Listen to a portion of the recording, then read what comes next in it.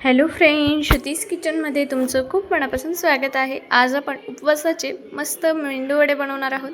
चला तर मग रेसिपीला सुरुवात करूया। तर सर्वात आधी आपल्याला मिक्सरच्या भांड्यामध्ये भगर घ्यायची आहे। भगरमध्ये थोडेसे आपल्याला 2 चमचे साबुदाणे टाकायचे आहेत आणि याला चांगलं पिठासारखं असं बारीक दळून घ्यायचं आहे। तुम्ही व्हिडिओमध्ये बघू शकता, छान असं बारीक दळायचं आहे।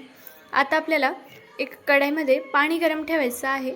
त्यामध्ये थोडंसं तेल टाकायचं आहे आणि त्यामध्ये अर्धा चमचा जिरं देखील टाकायचं आहे। जिरं नाही टाकलं तरी देखील चालेल, पूर्णपणे ऑप्शनल आहे।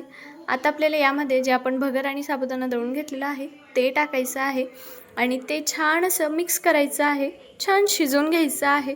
छान शिजवून झाल्यानंतर आपल्याला यामध्ये थोडंसं चवीसाठी मीठ टाकायचं आहे आणि याचं चांगलं दाटसर शिजेपर्यंत आपल्याला याला शिजवून घ्यायचं आहे। आता आपल्याला याला थंड करण्यासाठी एका प्लेटमध्ये काढून घ्यायचं आहे। तोवर आता एका प्लेटमध्ये बटाटे छान किसून घ्यायचे आहेत, उकडलेले बटाटे घ्यायचे आहेत। या ठिकाणी त्यामध्ये आपल्याला 2 चमचे शेंगदाण्याचं कूट घालायचं आहे, अर्धा चमचा तिखट टाकायचं आहे, चवीपुरतं मीठ टाकायचं आहे आणि हे सर्व छान असं मिक्स करून घ्यायचं आहे। मिक्स करून झाल्यानंतर आपल्याला यामध्ये जे आपण भगर शिजवून घेतलेली आहे ती टाकायची आहे, पूर्ण भगर टाकायचं आहे आणि याला छान असं मळून घ्यायचं आहे। पाण्याचा वापर न करताच आपल्याला हे मळून घ्यायचं आहे।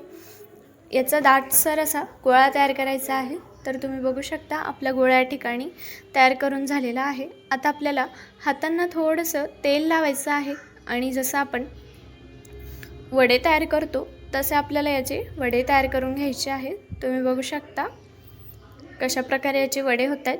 खूप अशी इझी रेसिपी आहे, मस्त छान असे वडे तयार करून झाले आहेत। आता आपले सर्व वडे असेच तयार करून घेऊयात। तर आपले वडे तयार झाले आहेत। आता आपण यांना गरम तेलामध्ये छान असं तळून घेऊया। मस्त लालसर रंग येईपर्यंत आपल्याला यांना तळून घ्यायचं आहे।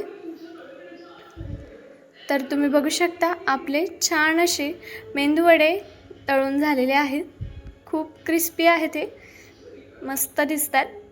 आता आपण यांना प्लेटमध्ये काढून घेऊया आणि उरलेले सर्व मेंदूवडे असेच तळून घेऊयात।